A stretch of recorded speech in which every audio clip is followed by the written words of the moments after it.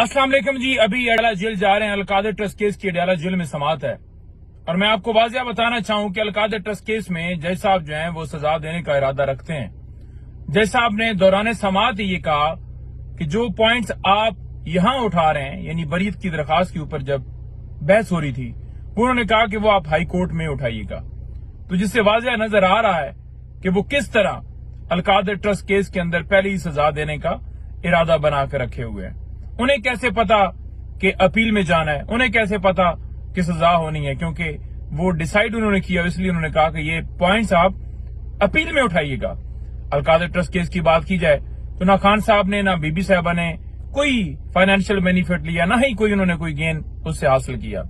तो ये केस किस चीज का बनाया गया? अलकादर ट्रस्ट एक ट्रस्ट है जिसमें वो दोनों ट्रस्टी हैं और पैसे सुप्रीम कोर्ट के अकाउंट में आए थे जो कि हुकूमत पाकिस्तान को जा चुके हैं। जहां तक बात है काबीना के डिसीजन की कि काबीना में ये डिसीजन ऐसे किया गया, काबीना के डिसीजन जो नैब तरमीम नहीं आई है उसके मुताबिक इस्तिस्ना हासिल है काबीना के डिसीजन को। लेकिन उसके बावजूद आप देख लें कि सुप्रीम कोर्ट में नैब तरमीम का फैसला आ चुका है। पाकिस्तान में किसी और का कोई केस नहीं चल रहा सिवाय इमरान खान साहब और बीबी साहबा के। तमाम के केसेस बंद हैं, नवाज शरीफ हो, जरदारी हो, कोई हो, तो ये सारे माफिया के केसेस बंद हैं। लेकिन खान साहब का केस अब भी जारी है। ये शोर मचाया जा रहा था कि खान साहब ने उधर दरखास्त दी थी, उधर अगर दरखास्त जो है हुकूमत की भी एक्सेप्ट होती है तो खान साहब को फायदा होगा। ये कौन सा फायदा है? अलकादर ट्रस्ट केस जारी है, कोई बंद नहीं हुआ।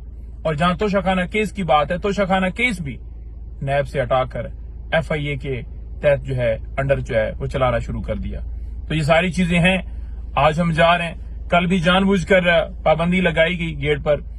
अब देखते हैं आज क्या करते हैं। वजह सिर्फ ये है कि आप बाहर निकलकर मीडिया से बात ना करें। हाई कोर्ट का कमीशन जो अपॉइंट किया गया था उससे भी मैंने कॉल करवाई थी।